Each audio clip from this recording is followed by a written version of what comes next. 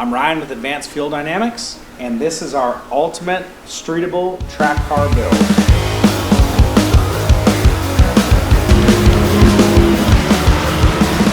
We're working on our C6 Z06, and this is the oil pan off of our LS7. Today we're adding baffling to our oil pan to prevent oil starvation during track events.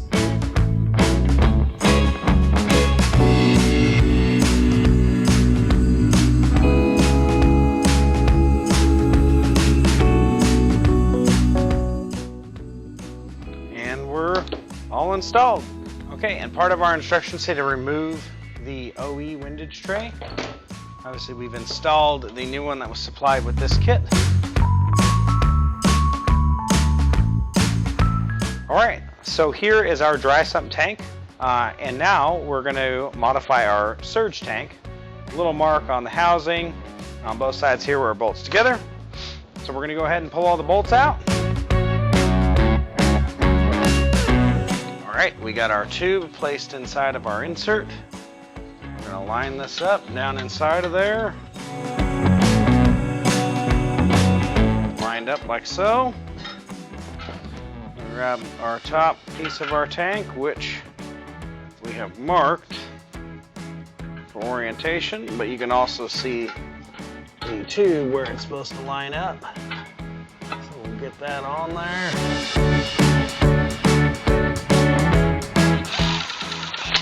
Just tightening these down to kind of a star pattern. I'm not fully tightening them yet, I'm just running the screws down. And we will be done. We have the timing cover off, the oil pump is right here, our timing gear is back here, cam is behind that. So we're going to go ahead and remove this. So we're going to get after it.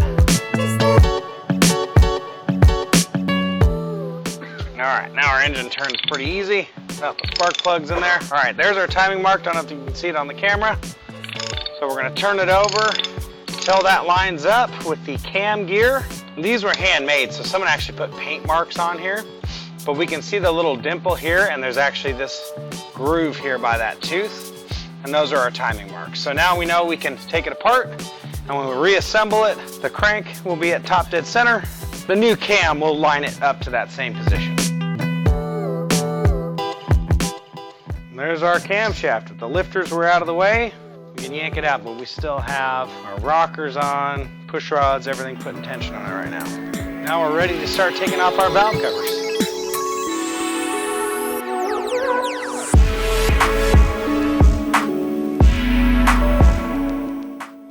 All right, got all our bolts out. We're ready to pull our head.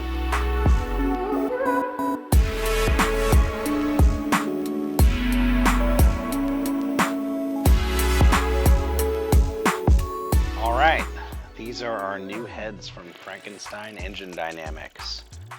We have new exhaust valves. They reuse the titanium intake valves. And we can look at the port work they do inside there, retainers and keepers and everything up on top with our upgraded valve springs, ready for our bigger camshaft. These also still need the lash caps on the intake valves. That's why we saved them. Here you can see the intake ports, and there is quite a difference in there.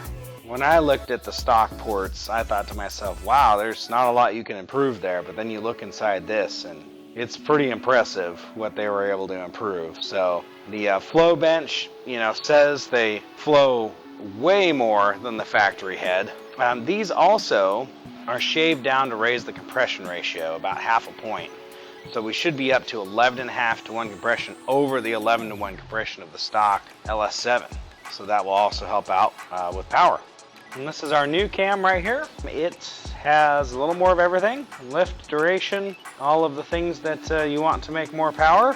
You can just visually look at these lobes compared to the stock lobes, and you can tell that this is drastically bigger camshaft. So we're excited to see the results of that and to have a better sounding idle, sound a little more aggressive, and to make all of the power. We have our new camshaft here. We're going to start putting it in. One of the first things we need to do is we need to lube everything up really well so we don't damage anything. There it is. Our camshaft is installed. All right, we got our lifters. We're lubing them up with our engine assembly lube, getting them ready to reinstall.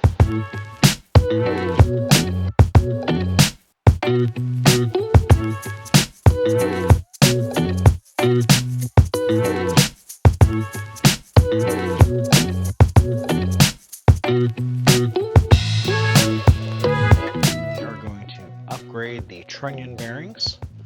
We have our rocker here. We have heard that these can walk out and drop the bearings into your engine, which you don't want. So we're going to show you a simple way that you can remove and reinstall new trunnion bearings without a press. You can simply use a socket that's big enough for the bearing to slide into, and a smaller socket that's the same size as the bearing to push it out with a vise. So what we're going to do here is I am going to line up the rocker with a bigger socket, the other side with the smaller socket to put on the trunnion, and then we will just tighten up our vise and we'll push the old trunnion bearing out. There it is. And we have our rocker ready to assemble with the new bearings. So we have our upgraded trunnion bearing kit here. We want the writing to be on the outside of the bearings. Slip them in. The writing's on the outside. Slip that in. We got this little vise to show you here. So I'm just running them in. So they're nice and square now. Everything moves. Now we can put the washer, and that will allow the shaft to slide through the washer so that the bearing can be pushed down flush. Add our other washer, the other side. You don't want to push these in too tight, which is why we're using this small tool to do this. And I can feel them sliding in. Back these out. So you want these to sit flush. Check for any binding, any slop. That one's good. We'll grab our snap rings, one on each side. There's that one. Check to make sure it's in the groove. It's good. Make sure it's in the groove. It's good. This one's done.